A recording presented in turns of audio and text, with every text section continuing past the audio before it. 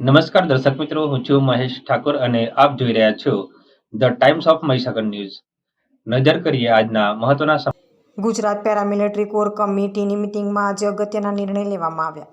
સૂત્રો દ્વારા મળતી માહિતી મુજબ 14 ફેબ્રુઆરીએ પુલવામા હુમલા માટે ગાંધીનગર ખાતે સમગ્ર ગુજરાત પેરામિલિટરી પરિવાર દ્વારા શ્રદ્ધાંજલિ કાર્યક્રમ કરવામાં આવશે.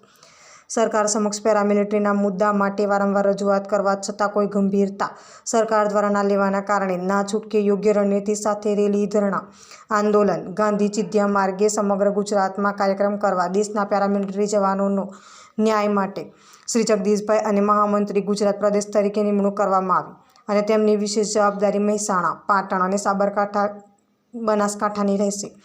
ઉપરોક્ત નિયમ આજે કોર કમિટીની મિટિંગમાં હાજર રહેલ પટેલ દીપેશ, ગુજરાત પ્રદેશ પ્રમુખ નર્મદાબેન, મહિલા પ્રમુખ ગુજરાત પ્રદેશ રમણભાઈ, ESTT પ્રમુખ ગુજરાત પ્રદેશ ગોવિંદભાઈ, બળવંતભાઈ અને દુલજીભાઈ પ્રભારી ગુજરાત પ્રદેશ, મંજુલાબેન મહિલા પ્રમુખ ગાંધીનગર, કનુભાઈ રાજકોટ જિલ્લા પ્રમુખ, અલજીભાઈ કચ્છ ઉપપ્રમુખ, હબીબ મલેકભાઈ, હિંમતભાઈ રતાભાઈ પાટણ જિલ્લા પ્રમુખ, વીરાભાઈ દાહોદ જિલ્લા પ્રમુખ હાજર રહ્યા હતા.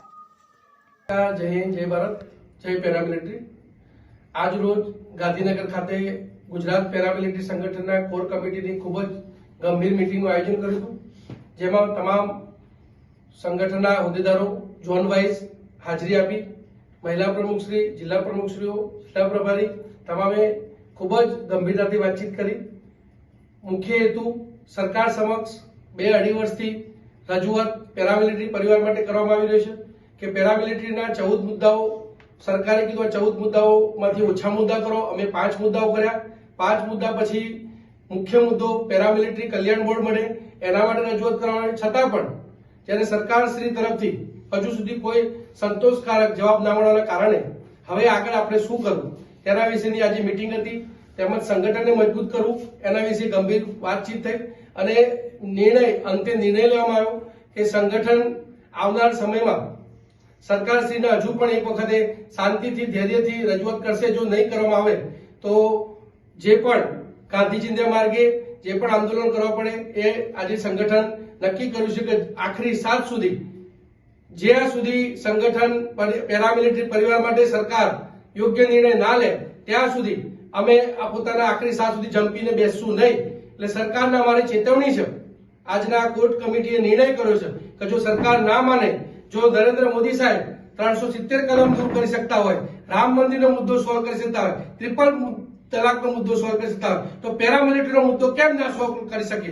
આજે ગુજરાતમાં પણ કમળની સરકાર હોય અને કેન્દ્રમાં પણ કમળની સરકાર હોય અને સચિવાલયમાં જરા પેરામિલિટરીના જવાનો જાય તો કે સરકાર આ કેન્દ્ર સરકારનો મુદ્દો છે, તો સરકાર, કેન્દ્ર સરકાર પણ તમારી સરકાર છે, તો તમે સોલ્વ કેમ નથી કરતા? તો આ સરકારની બેવડી નીતિથી અમે બધા જ ખૂબ રોષે ભરાયેલા છે, ખૂબ જ આક્રોશ છે. જેથી સરકારને વિનંતી કરે છે, સમય રહેતા તમે શાંતિથી આ ઉપર નિર્ણય યોગ્ય લઈ લો. નહીં તો આ પેરામિલિટરી જવાનો છે દેશ માટે પોતાની જાનની પણ પરવા નહીં કરતા, એ પોતાના આખરી સાથ સુધી ગમે તે પરિસ્થિતિમાં, હા એટલું ચોક્કસ કહી કે દેશની સંપત્તિ ન કે કોઈ નાગરિકોને નુકસાન થાય એવું કોઈ કૃત્ય, કારણ કે અમે દેશ પ્રેમી છે, રાષ્ટ્ર પ્રેમી છે, એવા કોઈ કાર્ય નહીં કરીએ. પણ જરૂર ગાંધી ચિંધ્યા માર્ગે એવા આંદોલન કરશું કે જ્યાં સુધી આ માન સન્માન સુવિધા પેરામિલિટરી નહીં મળે ત્યાં સુધી અમે લડતા રહેશું.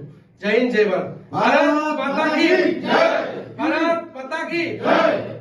આપના વિસ્તારના પડે સમાચાર જોવા માટે અમારી channel the Times of Mahisagar ન્યૂઝને લાઇક, શેર અને સબસ્ક્રાઇબ કરો.